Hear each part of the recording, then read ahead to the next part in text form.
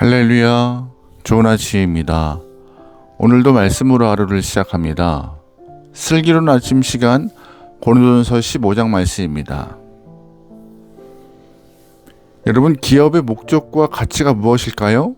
바로 이윤 추구입니다. 그래서 기업은 이윤 추구를 위하여서 생명처럼 소중하게 여기는 것이 있는데, 그것이 바로 핵심 기술이에요. 이 핵심 기술을 잘 관리해야 안정되게 이윤을 계속적으로 추구할 수 있습니다. 그래서 기업은 저마다 이 핵심 기술을 지키려고 부단히도 애를 씁니다. 그렇다면 기독교 신앙의 핵심 가치는 무엇일까요? 교회의 본질이 무엇이며 오늘 우리가 신앙을 붙들고 분투하면서 살아가는 이유가 무엇입니까? 다른 것은 다 포기해도 포기할 수 없는 기독교 신앙의 핵심 가치는 바로 부활입니다. 옛날 로마의 변방 팔레스타인에서 예수님이 12명의 제자들과 함께 복음 사역을 시작했을 때는 누구도 주목하지 않았습니다. 그러나 예수님이 십자가에 돌아가시고 3일 만에 부활하신 이후 기독교는 전 세계에 전파되었죠. 그 이유는 바로 우리의 핵심 가치 부활신앙 때문이에요. 게다가 예수님께서 잠자는 자들의 첫 열매가 되시고 우리는 그 다음에 열매가 되기 때문에 부활신앙은 교회가 이 땅에 존재하는 가장 중요한 이유이기도 합니다. 그런데 화단의 입장에서 생각해 본다면요, 이 부활신앙이 가장 골치 아픈 부분이에요. 부활신앙 때문에 개인의 영혼도 건강해지고 교회도 강건해지다 보니 화단마귀의 입장에서 부활신앙은 가장 큰 문제거리죠. 그러나 달리 생각하면 화단의 교회를 무너뜨리기 위하여서 공략할 대상도 바로 부활신앙입니다. 부활신앙만 무력시킬 수 있다면 화단마귀는 어떠한 짓도 할 거예요. 그래서 오늘 화단은 끊임없이 부활신앙을 공격하고 있어요. 과거 고린도교 형들에게도 마찬가지였습니다. 고린도교 형도들 가운데 부활을 역사적 사실로 믿지 않는 사람들이 있었습니다. 그러나 바울은 부활이 역사적 사실이며 우리가 붙잡아야 될 최고의 영적 가치라고 선포하고 있어요. 우선 바울은요, 이 부활이 실제로 일어난 역사적 사건임을 설명합니다. 3절 말씀이에요. 내가 받은 것을 먼저 너희에게 전하였노니 이는 성경대로 그리스도께서 우리 죄를 위하여 죽으시고 장사 지낸 바 되었다가 성경대로 사흘 만에 다시 살아나사 게바에게 보이시고 후에 12제자에게와 그 후에 500여 형제에게 일시에 보이셨나니 그 중에 지금까지 대다수는 살아있고 어떤 사람은 잠들었으며 그 후에 야고보에게 보이셨으며 그 후에는 모든 사도에게와 맨 나중에 만삭되지 못하여 난 자 같은 나에게도 보이셨느니라. 아멘. 예수님은 부활하신 이후 곧바로 승천하지 않으시고 40일 동안 이 땅에 계셨습니다. 부활하신 예수님께서 40일 동안 가장 많이 하신 일은 사람들을 만나는 거였어요. 예수님은 만나는 사람들에게 못자국난 손과 창이 들어간 허리를 보이셨고 그들과 함께 식사도 하셨습니다. 부활하신 예수님을 본 사람들은 대다수 바울이 사역할 때까지도 생존해 있었기 때문에 그들은 자연스럽게 예수님의 부활을 증거하고 역사적 사실임을 증명하였습니다. 또한 바울도 흔들림 없이 부활의 예수 그리스도를 전할 수 있었던 이유도 자신도 부활의 예수님을 만났기 때문입니다.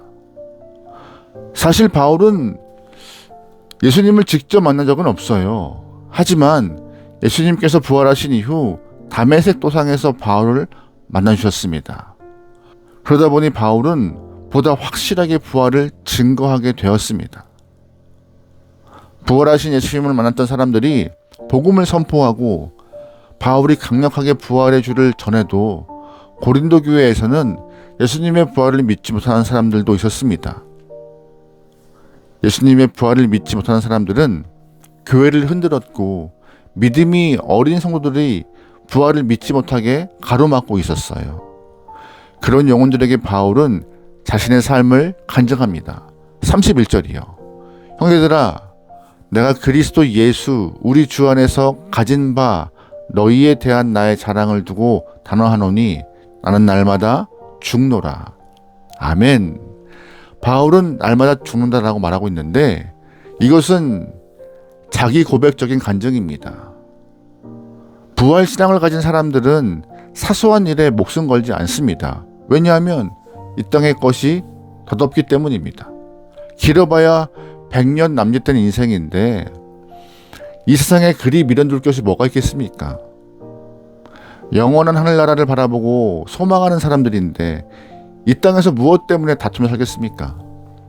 그래서 부활을 믿는 바울은 자신은 날마다 죽으며 산다라고 고백하는 거예요. 이에 반해 고린도교 성도들은 부활 신앙이 없었기 때문에 다투고 싸웠습니다. 교회 안의 분쟁을 해결하지 못해서 세상 법정까지 가서 송사하는 문제가 발생하였죠. 그들이 부활 신앙 위에 서 있지 못했기 때문에 여러 일들이 발생했습니다. 여러분은 어떻습니까? 우리가 분쟁하고 자기 자아를 죽이지 못하는 이유는 완전한 부활 신앙이 없기 때문이 아닙니까? 우리가 천국을 믿는다면 땅의 것에 그리 집착하지 않아도 될 것입니다. 더 좋은 집, 더 좋은 차, 더 좋은 옷 이런 것들에 더 이상 집착할 필요가 없는 것이죠. 바울이 이렇게 말해도 여전히 고린도교 성도들 중에는 사람이 어떻게 죽었다가 부활할 수 있는지에 대해서 궁금증을 가지고 있는 사람들도 있었고 의문을 품은 사람들도 존재했습니다. 이에 대해 바울은 상세히 설명해요. 35절입니다. 누가 묻기를 죽은 사람들이 어떻게 다시 살아나며 어떠한 몸으로 오느냐 하리니 어리석은 자여 내가 뿌리는 씨가 죽지 아니하면 살아나지도 못하겠고 또 네가 뿌리는 것은 장래의 형체를 뿌리는 것이 아니요 다만 밀이나 다른 것이 알맹이일 뿐이로되 하나님이 그 뜻대로 그에게 형체를 주시되 각 종자에게 그 형체를 주시니라. 아멘. 예수님은 요한복음 12장에서 한 알의 밀이 땅에 떨어져 죽지 아니하면 한 알 그대로 있고 죽으면 많은 열매가 맺는다라고 말씀하셨습니다. 바울은 같은 말씀을 인용하고 있어요. 세상에 존재하는 모든 생명체가 열매를 맺기 위해서는 그 씨앗이 죽어야 한다라고요. 같은 이치로 천국 부활을 누리기 위해서는 이 땅에서 우리가 바울처럼 날마다 죽어야 한다라고 바울은 말하고 있습니다. 그러나 이 한 알의 씨앗이 언제 어떤 식으로 신령한 육체로 부활하게 될지는 알 수 없습니다. 다만 그 속에 있는 영원한 생명의 씨앗을 주신 하나님을 믿고 나아가는 것밖에 없는 것이죠. 그래서 바울은 고린도교 영혼들에게 부활의 확실한 증거 위에 서라고 권면하고 있어요. 58절이에요. 그러므로 내 사랑하는 형제들아 견실하며 흔들리지 말고 항상 주의 일에 더욱 힘쓰는 자들이 되라. 이는 너희 수고가 주 안에서 헛되지 않은 줄을 알미라. 아멘. 부활을 믿는 우리가 이 땅에서 눈 감는 그날이 천국에서 눈 뜨는 날이 될 것입니다.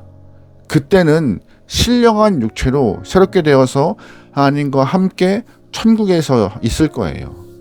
오늘도 하나님은 우리에게 부활을 믿지 못하게 하고 믿는 자들에게는 시험을 들게 할 것입니다.